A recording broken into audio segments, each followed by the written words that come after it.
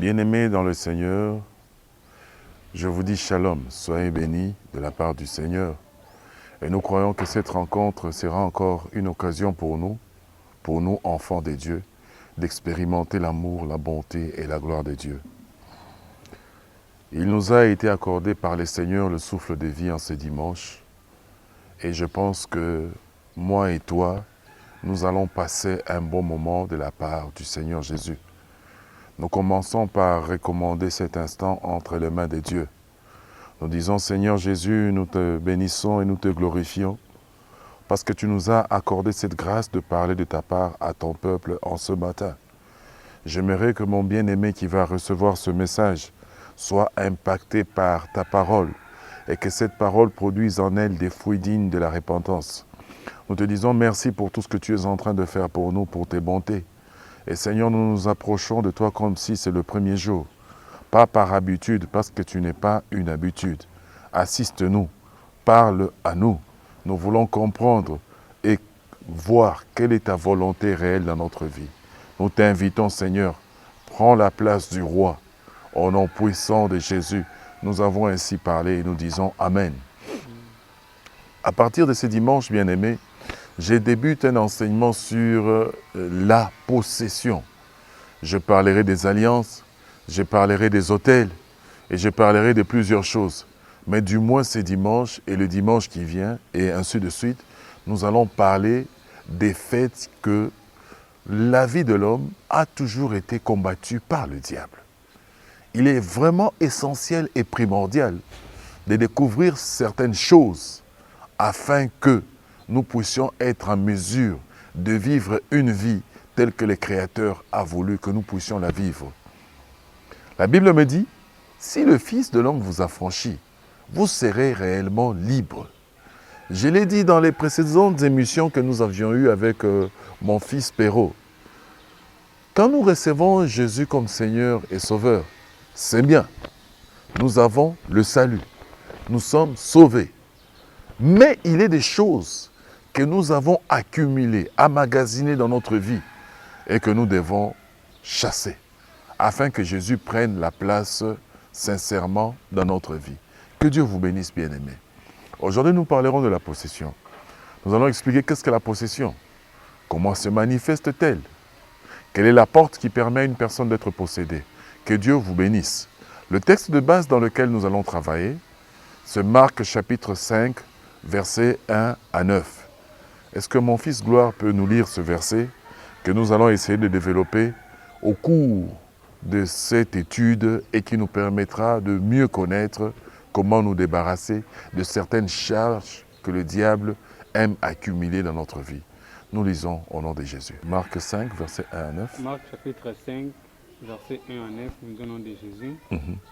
Ils arrivèrent sur l'autre bord de la mer, dans le pays des Gadaréniens. Aussitôt que Jésus fut hors de la barque, il vint au-devant de lui un homme sortant des sépulcres et possédé d'un esprit impur. Vas-y. Cet homme avait sa demeure dans les sépulcres.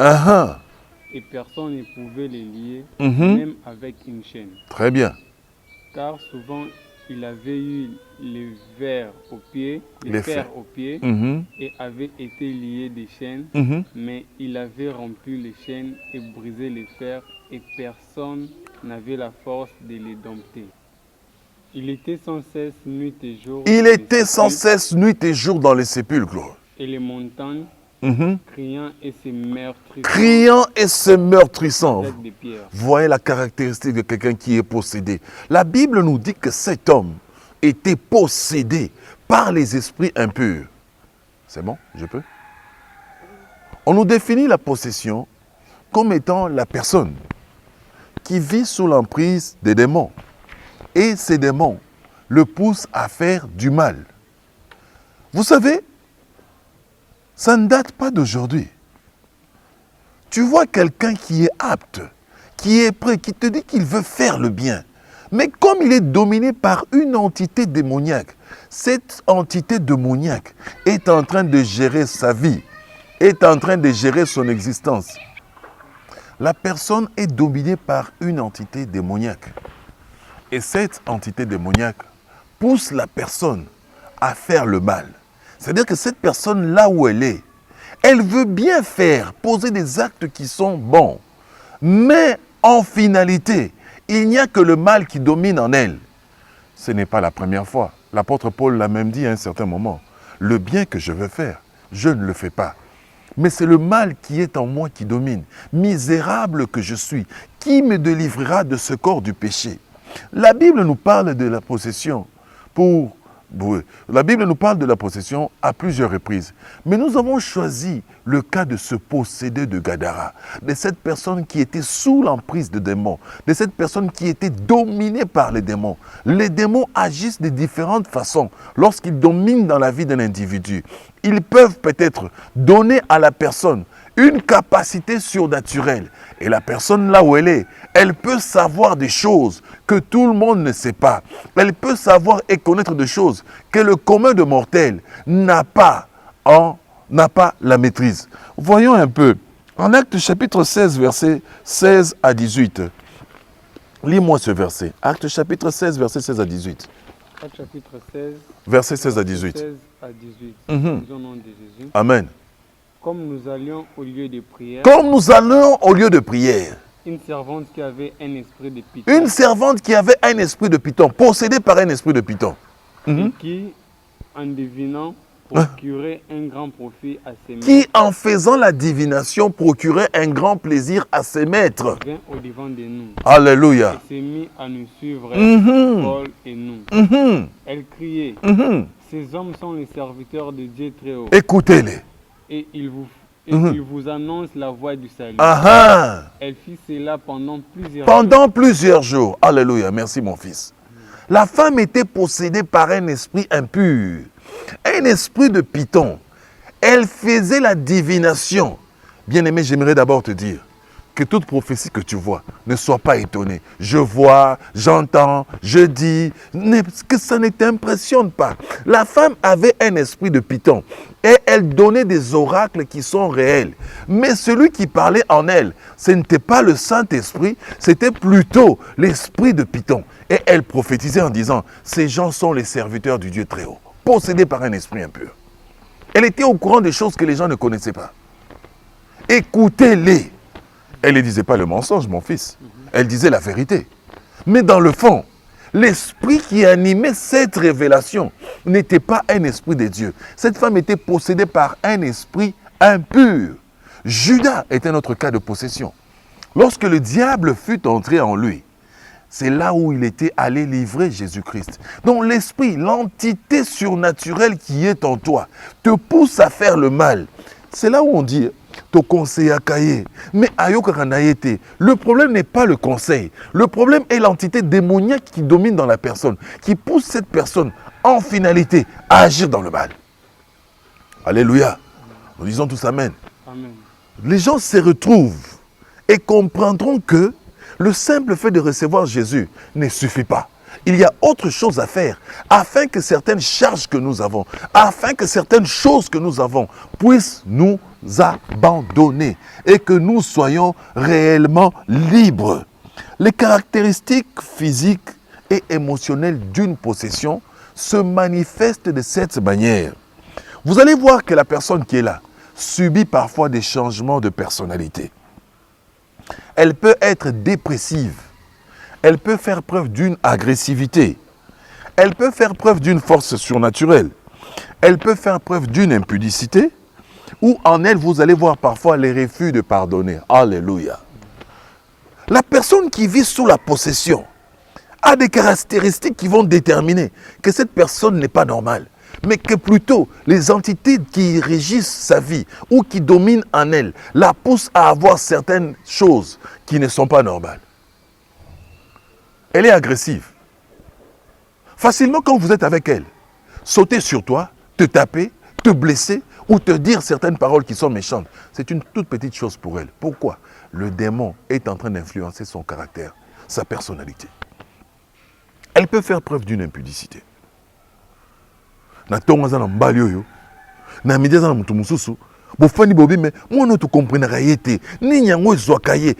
Qu'est-ce qu'elle ne sait pas maîtriser en elle? Tu peux voir la personne là où elle est. Au-delà de tout ça, c'est une personne qui, là où elle est, elle ne sait pas pardonner. Bon, enfin, au moins, il na 87, à comment on a carné nae. Je on a mboule nae bêta. D'ailleurs, ce mec qui n'a pas entendu dans le nandako. A pimé la biloko kolia. Jour wana kutu. A ebisanga bi est-ce que yo na vie na yo salela nga eloko. Makamo 87. Nous sommes aujourd'hui en 2020. Azana mutema. 33 ans après, elle ne sait pas pardonner. Elle garde ça en elle. Les démons aiment beaucoup ça.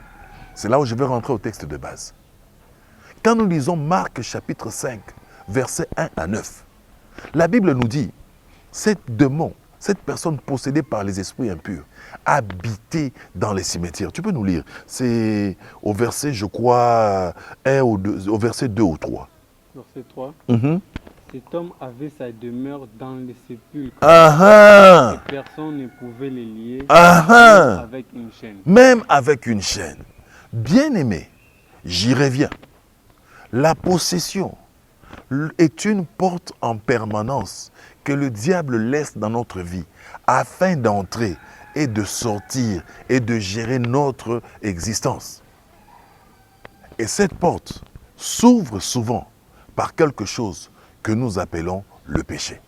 On arrive à être possédé par le péché. Alléluia. Amen. Le diable ne peut pas entrer dans la vie d'un homme. Il n'a pas cette autorisation. Pour qu'il puisse entrer et agir dans ta vie, c'est toi qui dois lui ouvrir la porte. Or, le péché est un grand canal par lequel le diable peut facilement posséder ta vie. Lorsque nous faisons le mal, le péché, c'est tout ce qui est contraire à la loi de Dieu. Lorsque nous nous retrouvons en inimitié avec Dieu par rapport à notre comportement et par rapport au péché que nous sommes en train de faire, nous allons voir que le diable trouvera un terrain facile et propice dans lequel il va entrer afin d'asservir notre vie. Judas avait un péché, parce que nous parlons de Judas. Lorsque nous lisons en Jean 12, verset 6, tu vas voir une chose, que lorsque la personne de Judas était à côté de lui, il avait un péché qu'on appelait la cupidité. Le diable, quand il vient, il n'entre pas, il n'a pas la capacité d'entrer. Par ton comportement, par ta manière de vivre, par les usages et les pratiques que tu es en train de faire, tu peux facilement lui ouvrir la porte. Et quand il trouve la porte ouverte, il fait des ravages qui sont irréparables. Mais Dieu merci, notre Seigneur Jésus-Christ qui est mort à la croix, a la capacité aujourd'hui, quelle que soit la possession dans laquelle tu te retrouves, il a cette capacité de ramener ta vie à zéro et de dire au commencement, il n'en était pas ainsi.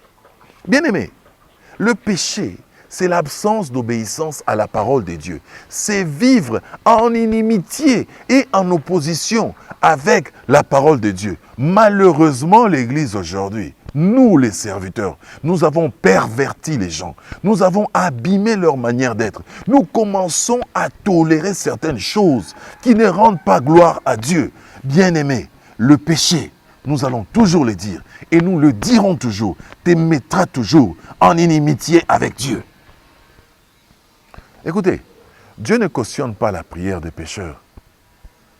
Aujourd'hui, l'Église est devenue un exutoire où les pasteurs se plaisent à recevoir les dîmes, se plaisent à recevoir les offrandes. Mais malheureusement, ils oublient de dire aux gens que si tu pêches, tu n'iras pas au ciel, tu iras en enfer.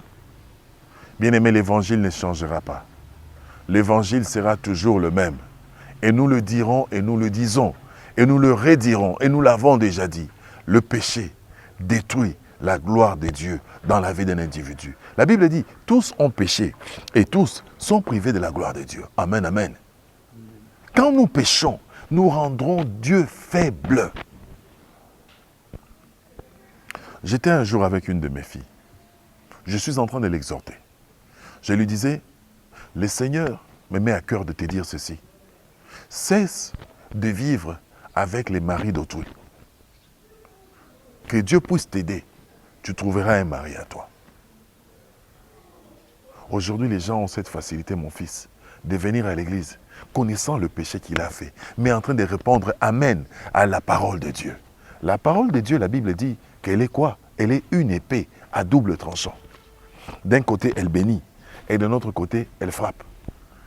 Je lui ai dit, ça va ma fille, que Dieu te bénisse. Elle s'est souvenue que son père avait la capacité aussi de voir certaines choses. Elle me dira finalement, papa, au fait, qu'est-ce que Dieu t'a dit? Je lui ai dit, je ne peux pas te prophétiser sur quelque chose que tu fais en secret et que tu connais bien. Aujourd'hui à l'église, nous avons des chrétiens qui viennent. La conscience est déjà souillée et endurcie. Elle sait qu'elle fait le mal. Mais lorsqu'on dit que Dieu va assister, Dieu va bénir, Dieu va élever, elle est prête à te dire Amen, Amen. Écoutez, Dieu ne bénit pas dans la saleté. Dieu n'assiste pas dans la saleté. Il y a un corollaire pour voir la main de Dieu dans ta vie. Rentre, répands-toi, change de comportement et va vers le Seigneur. Et le Seigneur te sera favorable. N'aimons pas la main de Dieu. Aimons le reste. Aujourd'hui, les gens aiment les bénéfices qu'il y a chez Dieu. Mais les bénéfices qu'il y a chez Dieu répondent à une condition. Écoute, Dieu n'est pas une pharmacie où quand il y a un mal, le soir tu te souviens que dans un Kamutu Passi, tu vas acheter un Efferalgan, tu vas acheter, c'est quoi encore tu vas acheter un Doliprane qui va calmer les maux de tête. Dieu est dans la sainteté. Et nous devons vivre la sainteté afin que les bénéfices réservés aux enfants de Dieu puissent être nôtres. Aujourd'hui, les gens disent Amen. Ils veulent être bénis dans la saleté. Ils veulent être bénis dans ce qui est sale. Même un parent, toi qui as un fils, quand Glory God vient vers toi et dit Papa, je veux que tu me mettes de l'huile, tu poseras la question à sa maman, est-ce que tu as lavé l'enfant? Quand tu n'es pas lavé, il est impossible qu'on puisse te mettre de l'huile. Dieu, on ne met pas de l'huile à quelqu'un qui est sale. La personne doit d'abord aller se laver dans le sang de Jésus. Essayer d'être pur. À ce moment-là, l'onction vient et se met sur l'huile afin que la personne puisse être dans les conditions voulues où Dieu va l'assister dans sa vie. Bien-aimé, nous commencerons par là. Répands-toi, reviens à Jésus afin que Jésus puisse t'aider à sortir de ceux qui possèdent ta vie. Abandonne le péché. Rentre vers Jésus-Christ. Jésus revient bientôt. Nous semblons l'oublier. Ah, bien-aimé, quoi que nous puissions avoir, mais un jour, la cité céleste nous attend. Un jour, cette vie sur la terre aura une limite. La date de péremption va arriver. Préparons notre séjour parce que Jésus nous attend. Le péché est une porte par laquelle la possession entre dans nos vies. La deuxième porte par laquelle la possession entre dans nos vies, c'est quoi? C'est, nous allons le dire, la pratique des cultes ancestraux. Alléluia. Yo mutolingara famille mingi. C'est bien d'aimer la famille. Est-ce que tu sais que la pratique de cultes ancestraux est une porte par laquelle la possession peut entrer dans la vie de quelqu'un? Il y a des cérémonies, il y a des idoles dans lesquelles on nous a initiés. Au Katanga, ou bien chez mes cousins du Kasaï, il y a des cérémonies dans lesquelles les gens passent. Où tu vois, on prépare un Zolowabakishi. On le met là-bas. On dit venez banjon. C'est une cérémonie par laquelle certaines personnes qui n'ont pas été ou qui ont fait certaines choses peuvent se retrouver sous le courroux des ancêtres. Alléluia. Amen. Au Katanga, nous avons ce que nous appelons les Mikalai. Au Kasaï, nous avons ce que nous appelons les Mikenji. Le pouvoir de la famille et de la tribu réside sur toi. C'est bien. Mais le diable, je le précise ici, n'a jamais été un bon diable. Tout ce que tu fais, il te le fait payer. Il récupère de cette main et va dans l'autre main. Aujourd'hui dans l'église, je l'ai dit hier lorsque nous étions en prière, en veillée, j'ai dit ceci avec les intercesseurs. Je leur ai dit, quand nous avons reçu le Seigneur Jésus, la langue des démons, la langue des esprits, les divinations étaient dans le banc. Mais aujourd'hui, nous les retrouvons à la chair. Le diable a tellement possédé l'église. Mais tu vois que certaines personnes commencent même à être appelées serviteurs. Mais pendant que ce qui les fait travailler, ou ce qu'elles ont en elles, ce n'est même pas l'esprit de Dieu. C'est l'esprit du diable qui parle en eux. Maman, surtout vous les mamans, je vais frapper sur ce point. Vous aimez beaucoup la prophétie. Est-ce que sais-tu que si quelqu'un est sous l'influence des esprits impurs, cette personne-là, lorsqu'elle te prophétise, elle est en train de maudire ta vie? Tu verras les gens, papa wanazana moto, na komika na porte, amoni. Oui, amoni, le diable aussi voit. Tu ne vas pas impressionner Dieu. Ce n'est pas la prophétie qui amène au ciel. Ce n'est pas la prophétie qui amène la guérison. ni encore moins la prophétie qui fait que la personne soit sauvée. Ce sont les actes que tu poses qui t'amènent à être sauvé. Écoute, quand un homme de Dieu vient avec un esprit impur, t'impose la main ou dit des choses sur toi, il est en train de maudire ta destinée. Imagine le nombre de chrétiens qui passent par de tels égarements, qui sont égarés eux-mêmes et qui en égarent plusieurs. Par quoi ils sont en train de passer? Alléluia. Amen. Ah. La possession d'objets occultes est une voie par laquelle aussi nous pouvons être possédés. Nandaku, papa akufa, atikela au moins que comme boy. Alors le pouvoir à famille et fan d'akawa. Battez-la bien et lokoyo. Bien aimé, tu invites le diable dans ta maison. Et lorsqu'il entre, il a cette facilité de faire des ravages terribles. Un de mes enfants me dira ceci. Abi papa na ye bakate. Mais tant qu'on a lungwaka mboka, pour na kofana na ville natanga, je me suis retrouvé. Ba pesa nga moi singa moroboy na lata yango. Singa nezaki pour la protection. Le diable ne protège pas. Il n'y a que le sang de Jésus qui protège. Alléluia. Amen, amen. Amen. Hein? Tu te retrouves à garder quelque chose qui n'est pas de Dieu, mais qu'on t'a donné à garder. Un pentagramme, alléluia, je ne sais pas, un signe kabbalistique dans la maison, ou même parfois le fait d'habiter sur une terre qui a été souillée et consacrée au diable. Bisikana babando bomela batu. Bisikana babando sala ba cérémonie moroboy. Bisikana babando benga nzambe moroboy. Il y a des gens qui se sont retrouvés à kota na ndako azo futela. Makasi na nyonso. Finance bambana, musale beba. Pourquoi? Parce qu'il était sur une terre qui avait été consacrée au démon. Alléluia. Amen.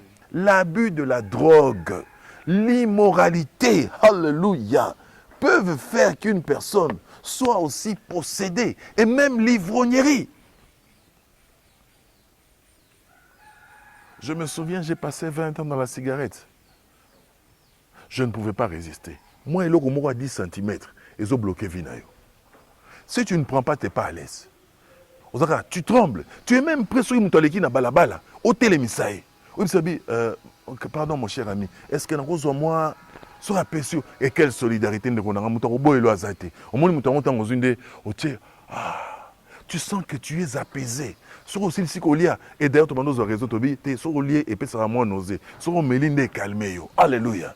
Bien-aimé dans les seigneurs, ce sont des pratiques lorsque tu les fais qui introduisent le diable et le diable s'aimait à siéger dans ta vie. Rentrons maintenant au verset, mon cher ami, mon cher fils. Lisons le verset 3. On nous dit quoi? Toujours dans Marc. On est toujours dans Marc chapitre 5. Verset 3. Nous le répondons. L'homme avait sa demeure dans les sépulcres. Dans les sépulcres, une personne qui est possédée. C'est une personne qui vit dans les sépulcres. La mort est son quotidien. Tout ce qu'elle fait n'aboutit pas. Tout ce qu'elle entreprend ne tient pas. Pourquoi? Parce que sa vie, c'est la mort. Le fou de Gadara est une personne qui habitait dans les sépulcres. La mort était son quotidien. Combien de gens aujourd'hui, chers fils, vivent avec la mort au quotidien? Il entreprend une démarche et Simbagate. Pourquoi? L'entité démoniaque qui domine ta vie doit faire que tout ce que tu entreprends ne puisse pas réussir. Namemi demande d'emploi dans la kamwe. Bazwa kingai. Jou kaka musale ngai banda. Mindele bakayi bakanyi société. Moi ko ça les a sauté. Ngai na bala, imagine-toi. Mutona kutola kinga mbongo. Jou kaka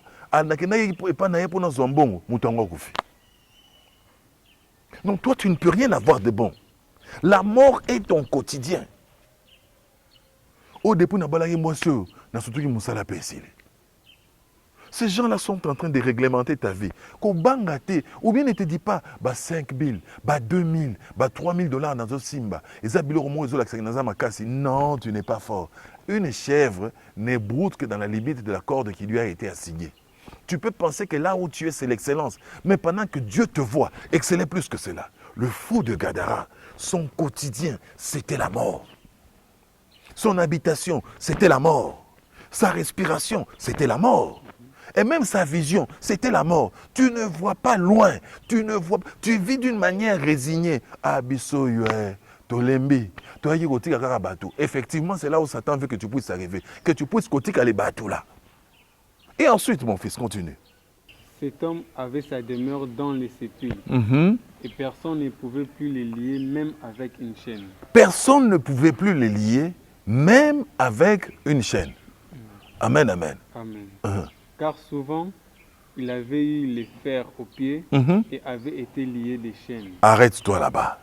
Personne ne pouvait plus les lier, reprends, avec. Personne ne pouvait plus les lier. Les lier. Amen, amen. Personne ne pouvait plus les lier. Qu'est-ce que ça veut dire? Aucune personne ne pouvait avoir une autorité sur elle. Même avec des chaînes. Quelqu'un qui est possédé, vous allez vous retrouver quoi? Atabo pesi toli, bolobi yo, ndeko na ngai, omoni bière ozomela, bamela rango boyete, salaka pe projeté, bombaka mwambongo, akoyo kayo bien, azoningisa mutu. Ya, je suis d'accord. Mais quand il sort, au côté na coin, assis à sombi soupe na tolo, avec mes irettes mouamouki, azomela, il te dira ya, j'ai envie de laisser, j'ai envie d'abandonner, mais je ne sais pas ce qui me tient. Donc tu ne peux plus avoir une autorité sur elle. Elle peut bien t'écouter, mais après cela, l'entité démoniaque qui est sur elle va la récupérer et la pousser à faire le mal. La Bible dit, il était lié. Il avait les pieds et les mains liés. Une personne qui est possédée, c'est une personne qui a un esprit de limitation qui l'accompagne. Il ne peut pas accéder aux grandes choses. Il n'agit que dans l'entourage de la personne qui est en train de le posséder. Bien-aimé, ce matin, je sais que tu as découvert beaucoup de choses. Je continuerai les dimanches prochains. Mais je dis ceci, la porte par laquelle la possession entre dans la vie de quelqu'un, c'est le péché. Deuxièmement, c'est l'idolâtrie. La pratique et l'observance des rites coutumiers. Troisième, la possession des objets qui sont consacrés. Les pentagrammes, tu as peut-être une prière que tu as eue, tu as peut-être un objet consacré, ou tu habites une parcelle qui a servi des lieux sacrés à des pratiques qui sont contre la volonté de Dieu. Même la pornographie, elle possède les gens. La masturbation, elle possède les gens. Tu te retrouves dans ces conditions que je viens d'énumérer. Là où tu es, mets-toi à genoux. Alléluia. Mets-toi à genoux. Nous allons implorer la grâce de Dieu. Nous allons demander au Seigneur Jésus qu'il puisse nous assister et qu'il puisse nous aider. Tu vas répéter après moi, Seigneur Jésus. Seigneur Jésus, je reconnais que d'une manière ou d'une autre, j'ai ouvert la porte à certains esprits qui ont assujetti et asservi ma vie. Aujourd'hui, je viens vers toi. Je me repens des actions que j'ai eu à poser, consciemment ou inconsciemment. Je t'appelle, Seigneur Jésus. Aie pitié de moi. Reviens dans ma vie. Règne comme étant le seul maître. J'ai besoin de toi. Descends, Jésus-Christ. Amen. Je vais prier pour toi. Bien-aimé dans le Seigneur, là où tu es. Seigneur Jésus, assiste mon bien-aimé. Que tous les liens, que toutes les cordes et toutes les chaînes qui étaient sur sa vie, qui le poussaient à ne pas être libre, qui le limitaient dans son existence, soient brisées au nom de Jésus. Qu'il vive une nouveauté de vie avec toi. Qu'il puisse sentir ton amour, ta puissance et ta grâce. Sois le seul maître aux commandes dans sa vie. Que le diable puisse partir de sa vie et que toi, tu puisses dominer. Que le Saint-Esprit soit partie intégrante de son existence. Au nom puissant de Jésus, nous avons ainsi prié et nous disons Amen. Bien-aimé, c'est le pasteur, votre humble serviteur, Alain Lumuna. Chaque dimanche, je suis dans vos maisons. Le dimanche prochain, nous verrons comment détruire la possession qui habite ou qui fait partie intégrante de ta vie. Bien-aimé, tu as des questions, tu as des préoccupations. Appelle-nous au numéro qui est affiché en bas, le 081 331 47 07. Nous allons faire un service de délivrance même de loin. Et je pense que Dieu nous sera tous favorables. Amen, amen. Bien-aimé, ce n'est pas un moment où il faut être distrait. Alléluia. Je vais libérer 2 ou 3 messages sur le pays. Alléluia.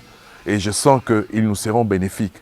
Bien-aimé, ce n'est pas un moment où nous devons être distraits.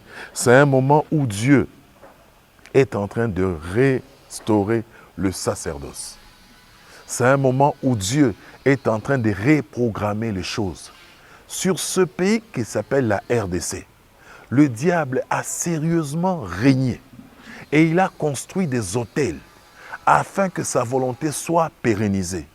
Je suis en train de voir les autels être détruits dans ces pays.